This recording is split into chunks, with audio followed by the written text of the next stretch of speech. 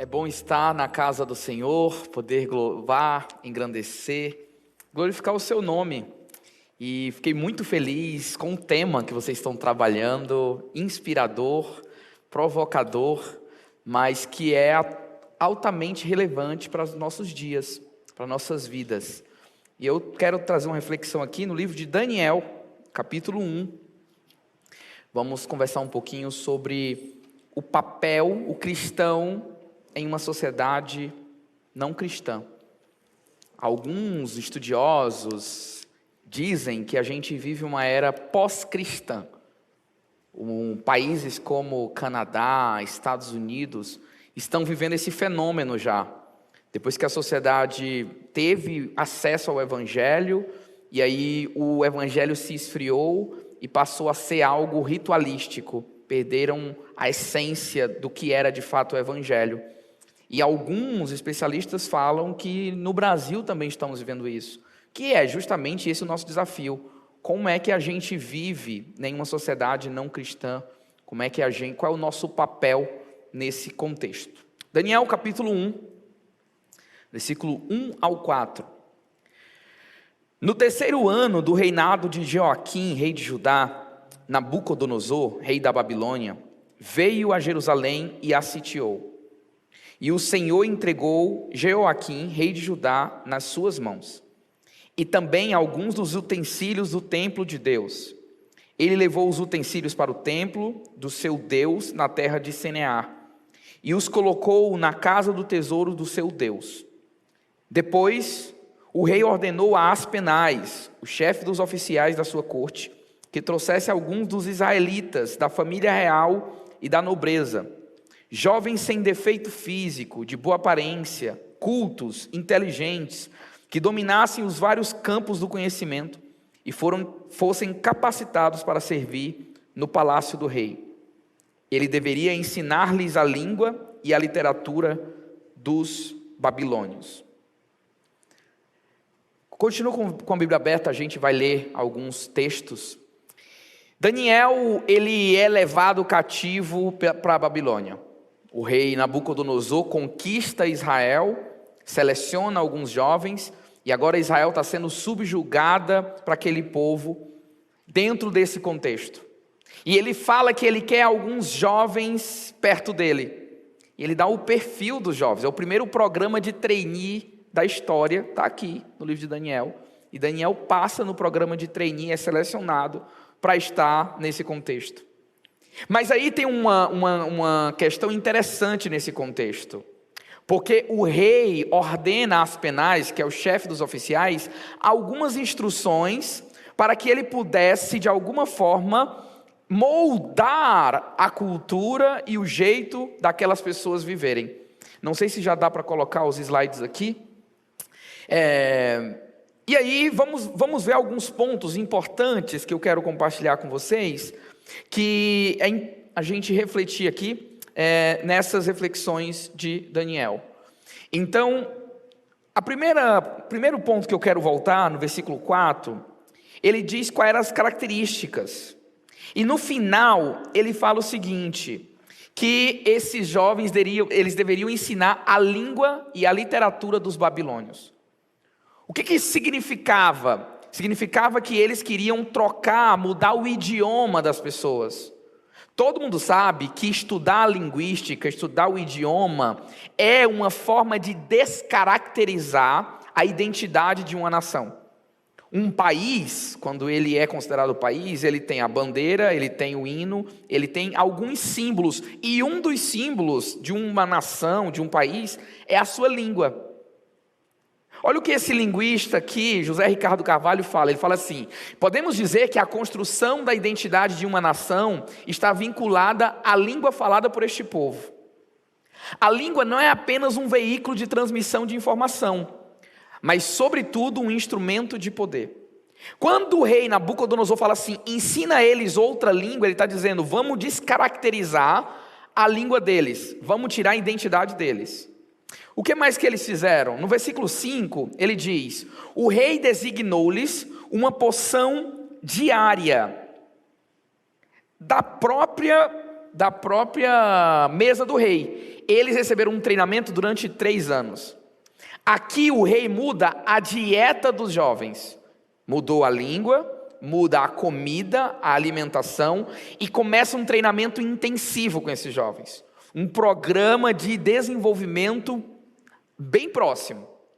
E aí, no versículo 7, o chefe dos anciões falou o seguinte: ele, não conformado em mudar o idioma e mudar a comida, muda o nome.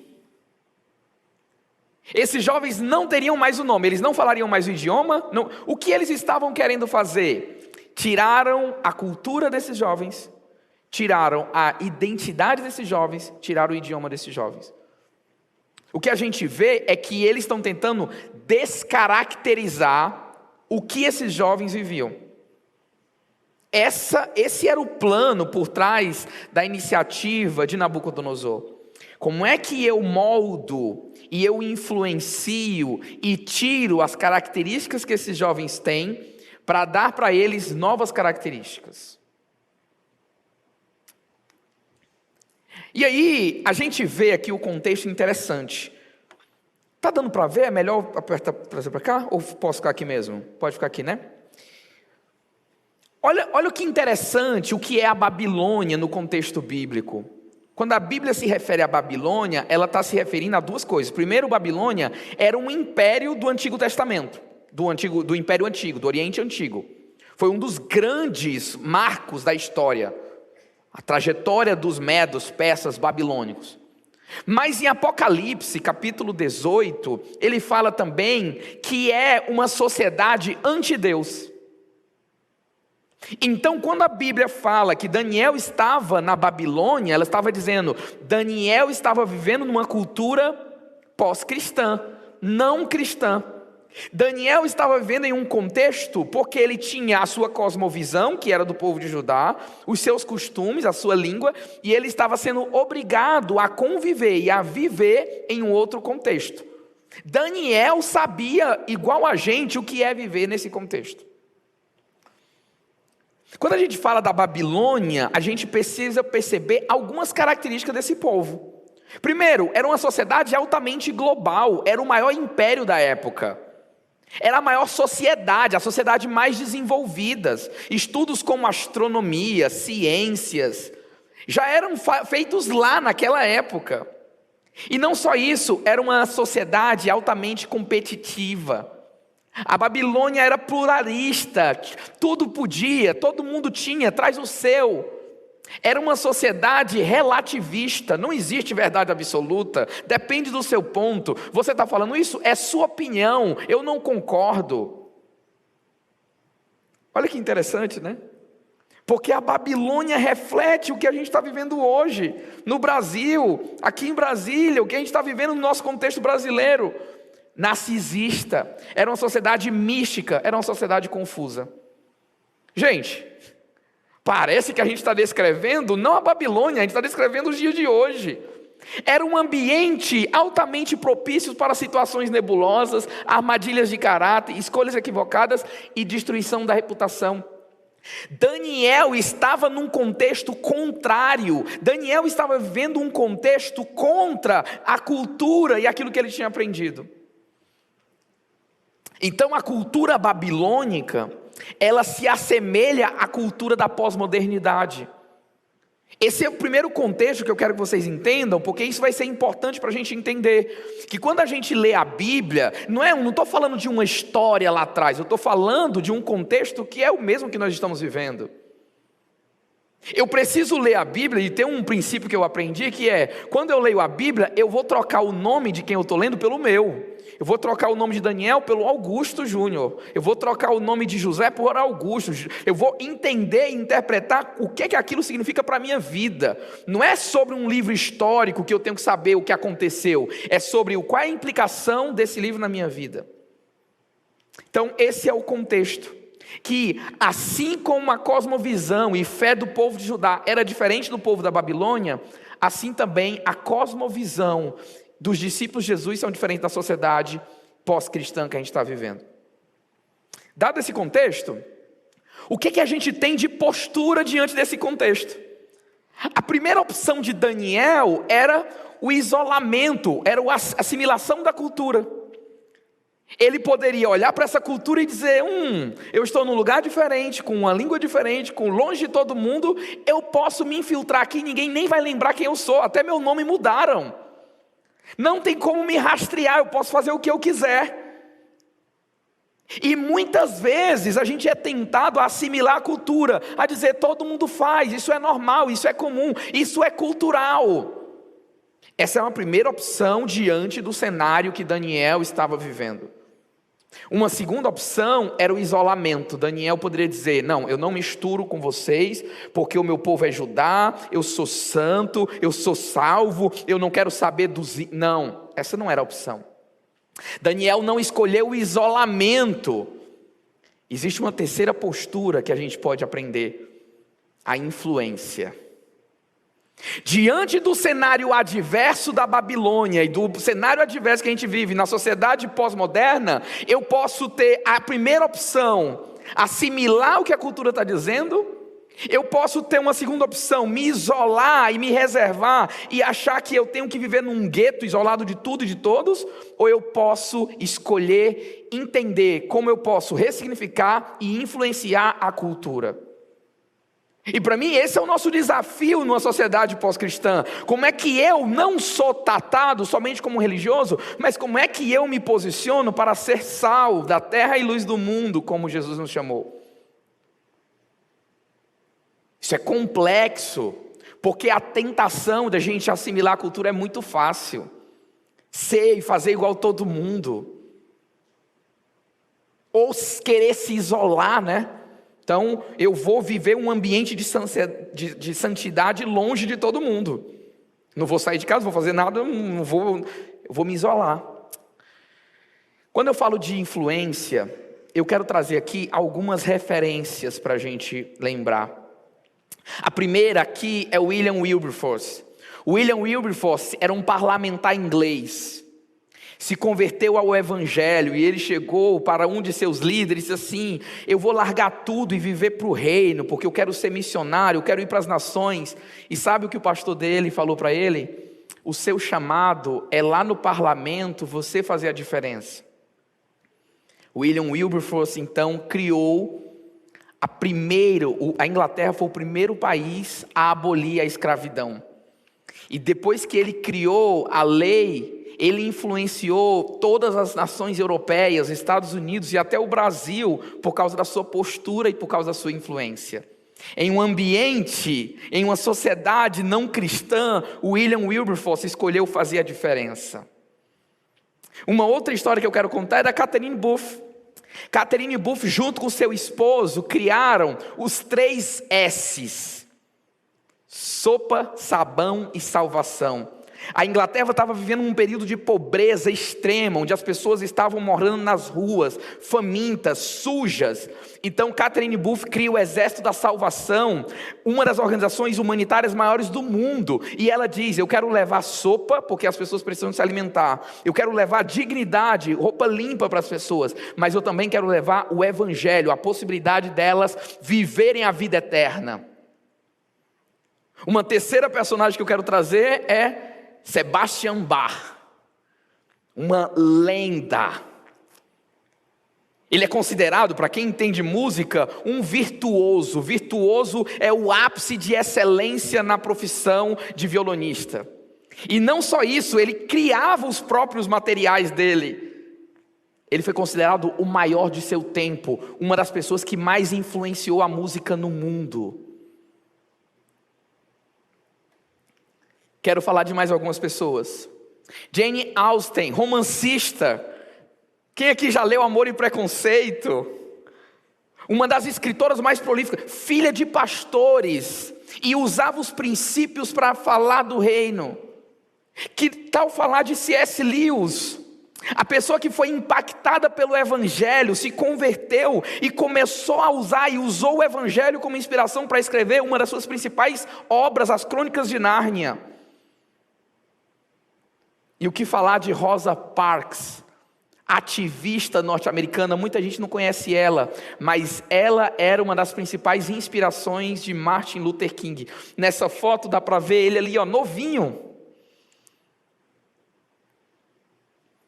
O que é que essas pessoas tinham em comum? O que é que essas pessoas tinham em comum? Primeiro, todas elas tinham um compromisso com a fé cristã. Todas essas pessoas que eu mostrei eram discípulos de Jesus. Viviam uma fé verdadeira. Escolheram, em meio à adversidade, em meio ao mundo, serem luz, ser sal, influenciar uma geração e outras gerações. Segunda coisa que essas pessoas tinham em comum: engajamento cívico. Essa galera não viveu uma fé isolada, eles decidiram ir para a cidade. Eu amei o convite que foi feito aqui. A igreja foi feita para estar na cidade, interagindo com a cidade, servindo a cidade, entendendo as demandas e necessidades da cidade. Terceiro, todas essas pessoas foram marcadas pelo nível de competência que tinham naquilo que faziam. Eram pessoas que faziam o seu trabalho muito bem feito, faziam o seu trabalho de maneira virtuosa, com excelência.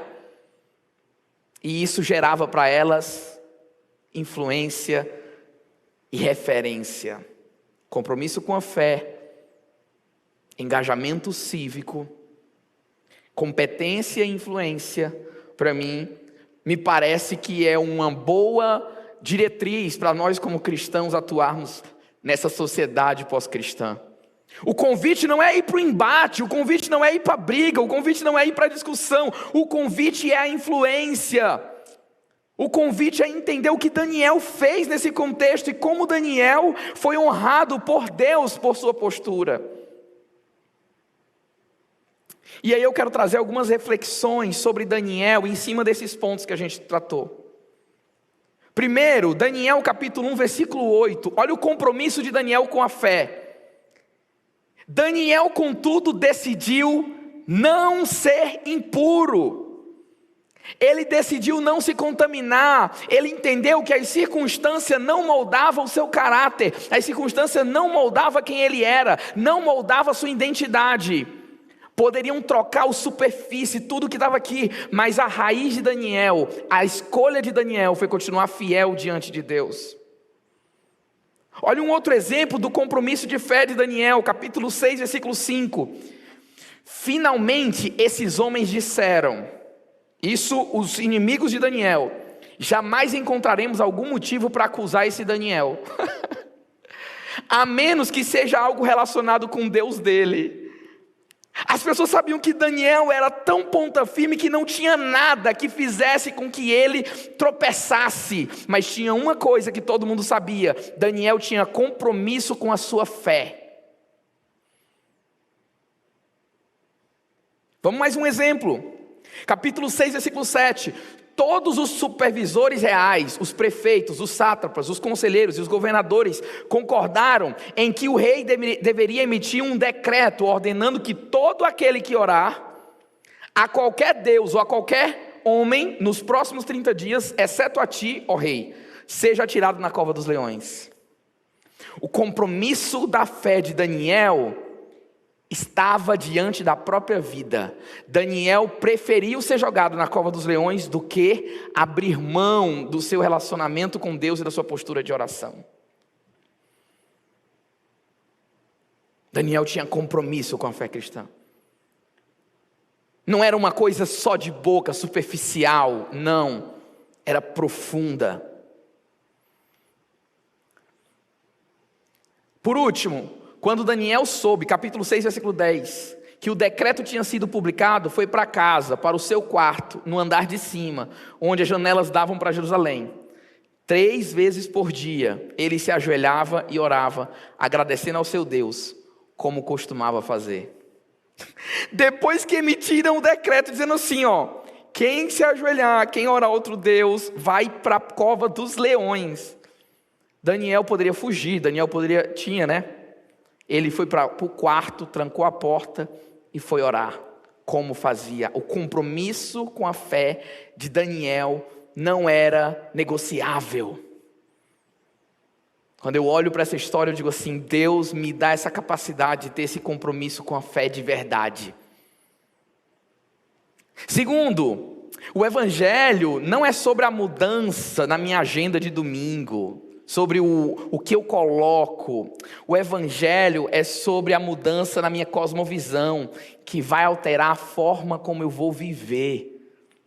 O evangelho modifica, não é a minha agenda, não é a minha roupa, não é a superfície. O evangelho modifica a minha maneira de pensar. É o que o apóstolo Paulo falou: renovai-vos pela renovação da sua mente. É a transformação, metanoia que vai acontecendo constantemente na nossa vida quando a gente se aproxima de Deus. Daniel tinha compromisso com a sua fé. Segundo, Daniel tinha excelência e competência. Olha esse trecho aqui no capítulo 1, versículo 20. Presta atenção. O rei lhes fez perguntas sobre todos os assuntos, nos quais se exigia sabedoria e conhecimento, e descobriu que Daniel e seus amigos eram, presta atenção, 10 vezes mais do que todos os magos e encantadores do reino. Daniel não era bonzinho, não era um pouquinho melhor. Naquele treinamento que eles passaram, eles fizeram uma prova, concurso. Daniel foi 10 vezes melhor do que todo mundo. Daniel tinha competência e excelência na sua atitude. Daniel não era raso, Daniel não era superficial. Olha o que diz aqui esse versículo aqui, ó. Opa. Travou aqui. Daniel não era raso. Daniel tinha uma capacidade de influência. No capítulo 5, versículo 12. Olha o que diz capítulo 5, versículo 12. Verificou-se que esse homem, Daniel, a quem o rei dera o nome de Beltesazar, tinha inteligência extraordinária e também a capacidade de interpretar sonhos e resolver enigmas e mistérios. Era perceptível o nível de competência e de influência de Daniel. Ele não tinha só um bom QI. Não, as pessoas percebiam que ele era capaz de resolver problemas. Foi dessa forma que Daniel conseguiu se destacar. E no outro versículo, agora, puder passar para mim, versículo 6, capítulo 6, versículo 4. Pode voltar? Volta um, por favor. Capítulo 6, versículo 4 diz assim, ó: diante disso, os supervisores e os sátrapas procuraram motivos para acusar Daniel em sua administração governamental, mas nada conseguiram. Não puderam achar falta alguma nele, pois ele era fiel, não era desonesto e nem negligente. Olha a capacidade de execução e de influência de Daniel. Olha que lição preciosa a gente pode aprender com ele. Olha a característica de Daniel. Olha, Daniel não tinha rabo preso, fazia bem feito. E eu queria mostrar aqui uma matriz que eu trouxe, que o meu pastor usou algum tempo atrás, lá na nossa igreja, que me marcou muito. Olha que interessante. Essa matriz tem 2 eixos. O eixo de cima é o eixo da competência, o quanto eu tenho habilidade, o quanto Daniel tinha capacidade. Estou falando de know-how. No eixo de baixo é o nível de influência que eu tenho na sociedade. É o nível de relacionamento que eu tenho com Jesus, com Deus, que vai gerar uma influência para uma pessoa seguir Jesus também. Ok? Então esses são os 2 eixos. Aqui no quadrante primeiro, quando a pessoa tem baixa competência e baixa influência, olha a característica da pessoa. Ela tem apatia para com a profissão. Ela não está gostando da profissão. Ela está sem vontade de fazer. Superficial.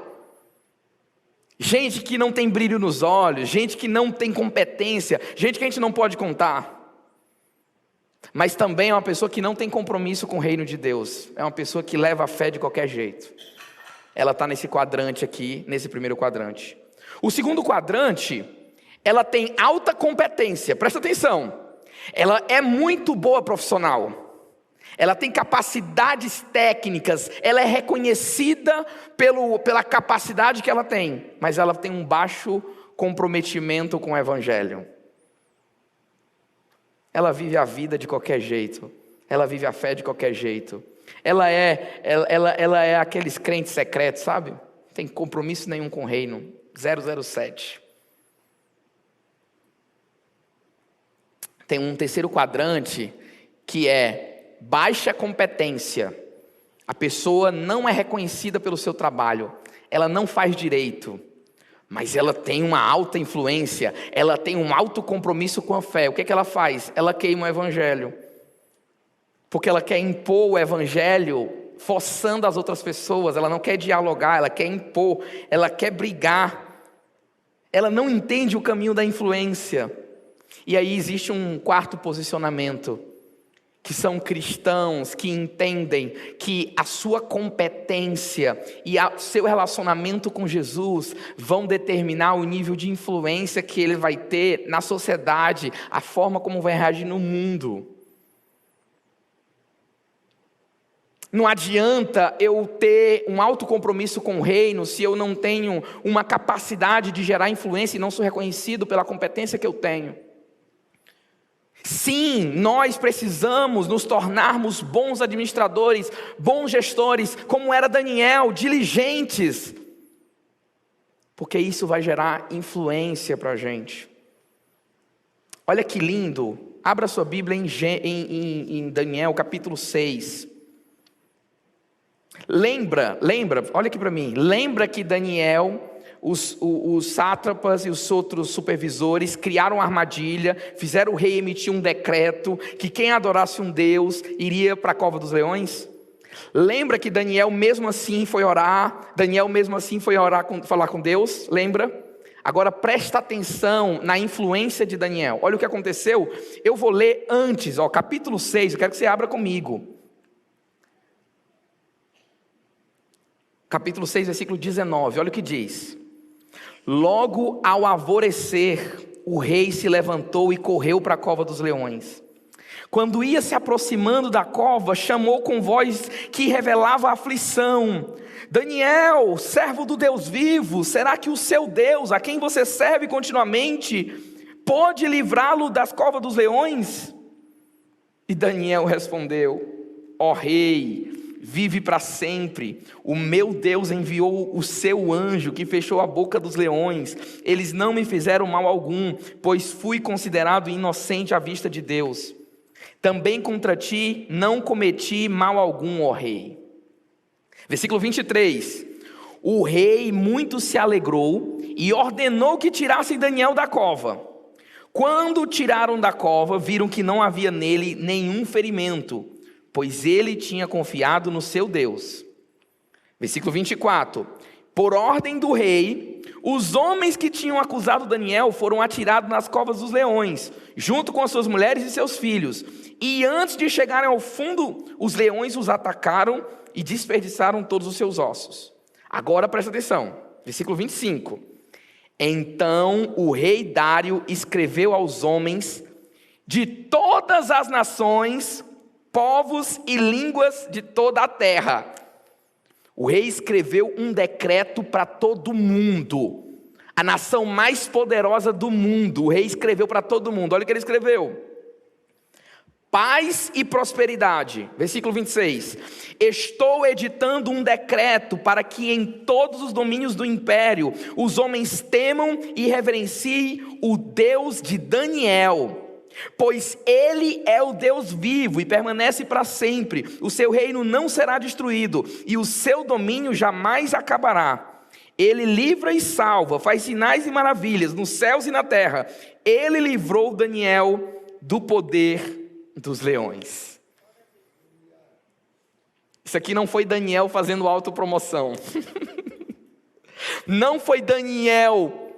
A influência de Daniel veio do seu compromisso com sua fé, da sua influência e da mão de Deus sobre ele. Na sociedade não cristã, diante das adversidades, não é a gente que vai se defender, a gente tem que ter um compromisso com a nossa fé, e um compromisso em entregar o nosso melhor. E o que vai acontecer? Deus vai nos dar influência, e Deus vai fazer com que a gente seja sal da terra e luz do mundo. É a mão de Deus sobre a nossa vida que vai fazer com que nós não sejamos somente mais um na multidão. Daniel se destacou, mas não é porque Daniel era o bonzão, não. Daniel se destacou porque ele tinha consciência de quem ele servia. Em uma sociedade que tenta a todo momento nos fazer esquecer quem somos, querem mudar o nosso nome, querem mudar a nossa cultura, querem mudar o que a gente come, querem mudar como a gente vive, querem mudar o nosso linguajar. Nessa situação, o que a gente tem que fazer? Permanecer com o nosso compromisso diante de Deus. E olha que interessante. Olha o que aconteceu com Daniel, gente. Primeiro, Daniel, olha que louco, ele influenciou os seus amigos. Ele, Sadraque, Mesaque e Abednego, não comeram a comida que estava preparado. Só que não parou por aí. Depois Daniel influenciou Aspenaz. Porque no capítulo 1, Daniel chegou para Aspenaz e disse assim: ô Aspenaz, vem cá, faz um teste. Deixa eu e meus amigos comer um período essa comida diferente da dos outros, que não é apresentada a ídolos. E depois, olha, se a nossa saúde não está melhor do que a deles. E quando Aspenaz viu, eles estavam melhores. Ou seja, ele influenciou Aspenaz. Terceiro, ele influenciou a comida de todo mundo. Porque o Aspenaz disse assim: se está melhor não assim, então todo mundo vai deixar de comer. Por quê? Porque a comida de Daniel é melhor. Mas não parou por aí. Quarto, Daniel influenciou todos os reis que serviu. Gente, Daniel serviu a 3 reis babilônicos.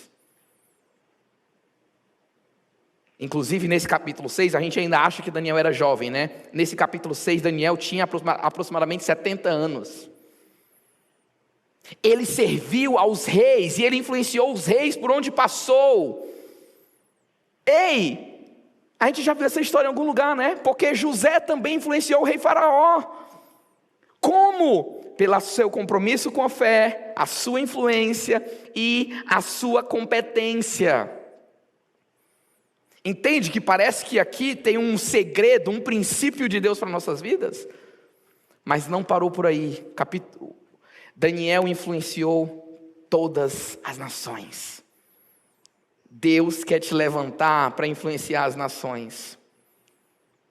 Mas existe um passo a passo. Você começa influenciando a sua sala de aula. Você começa influenciando o seu trabalho. Você começa se tornando uma referência por onde você passa. Você começa sendo alguém que é luz, que chama atenção, que se destaca da multidão. E por onde você vai passando, a sua influência vai sendo determinada, não pela sua vida, mas pelo nível de compromisso que você tem com a sua fé. Eu queria chamar o pessoal do louvor para a gente encerrar. E eu quero refletir com vocês aqui, como é que a gente pode ser cristão em uma sociedade não cristã? O que a gente tem que fazer? Vamos pensar nessas perguntas. Quais atitudes evidenciam o meu compromisso com a fé? Como é que as pessoas vão reconhecer que eu andei com Jesus? Foi falado aqui de generosidade, de levar o bem. Fantástico. Justiça social, engajamento cívico, servir os outros, competência. Segundo, quais são as pautas da sociedade que você quer e pode fazer a diferença? Qual é a sua bandeira? Porque Rosa Parks tinha a bandeira de lutar contra a discriminação racial. C.S. Lewis queria trazer o evangelho para intelectuais. William Wilberforce lutou contra a escravidão. E você, qual é a sua bandeira? A gente não precisa ter todas as bandeiras, mas você tem que lembrar que você tem uma bandeira. Você tem algo, você defende algo. Porque nós estamos na sociedade, não é só para viver, a gente quer aqui fazer a diferença. Quando eu escrevi meu livro, Faça a Sua Vida Valer a Pena, foi justamente pensando nisso. A gente não está aqui para viver uma vida de ensaio. A vida não tem replay. E a gente precisa aproveitar cada segundo, cada momento. Terceiro, como é que eu posso mostrar relevância na minha profissão? O Dio estava me contando da influência que Deus foi dando para ele no hospital, e ele... É isso, como é que eu manifesto, como é que eu me torno um canal, para que as pessoas vejam o brilho e a diferença que eu posso fazer. Quarto, o que eu desejo conscientemente influenciar. Comece a orar por seus amigos, comece a dedicar, comece a conversas intencionais com pessoas sobre o amor de Deus, sobre o Evangelho, sobre o que significa viver Jesus. A melhor maneira, me ensinaram uma vez o seguinte: a melhor maneira de falar do Evangelho é falar o que Deus está fazendo na sua vida. Uma vez chegaram para mim e disseram assim: Augusto, qual é o segredo da sua alegria? Qual é o segredo da sua felicidade? A gente estava numa roda na empresa lá, numa imersão. E o pessoal disse assim: porque eu nunca vi você triste, eu nunca vi você... O que é o segredo? Aí eu disse assim: olha, não sei se tem segredo, mas a minha fé me ajuda a caminhar com alegria. Porque a alegria que eu tenho não é pelas circunstâncias, a alegria que eu tenho vem de dentro para fora. Aí outra pessoa disse assim: nossa, é tão bonito o jeito que você fala do seu amor. Que eu chamo a Sara, minha esposa, de meu amor, né? Nossa, é tão bonito o jeito que você fala do seu amor, do seu amor, do seu amor. E eu disse assim: é porque nós somos discípulos de Jesus, e no discipulado de Jesus a gente aprende a tratar as pessoas, o meu amor como o meu amor. Acharam que a gente era recém-casado. Perguntaram: quantos anos você tem? É porque recém-casado é assim: eu tenho 10 anos de casado já. Seja intencional nos seus relacionamentos. E para terminar, Deus nos convida para ser sal da terra. Essa é a nossa missão do mundo. O convite de Deus para nós vivermos esse mundo pós-cristão é vivermos essa fé vibrante, que faz a diferença, que manifesta a glória de Deus. Vamos orar enquanto os meninos cantam e adorar o Senhor. Em teu nome, ó Jesus, milagres vamos ver aqui. Nós rendemos tudo a ti, ó Jesus, damos tudo a ti, ó Jesus, milagres vamos ver aqui. A vida está em teu nome, ó Jesus. A vida está em teu nome, ó Jesus. Milagres vamos ver aqui. Nós rendemos tudo a ti, ó Jesus. Damos tudo a ti, ó Jesus. Milagres vamos ver aqui.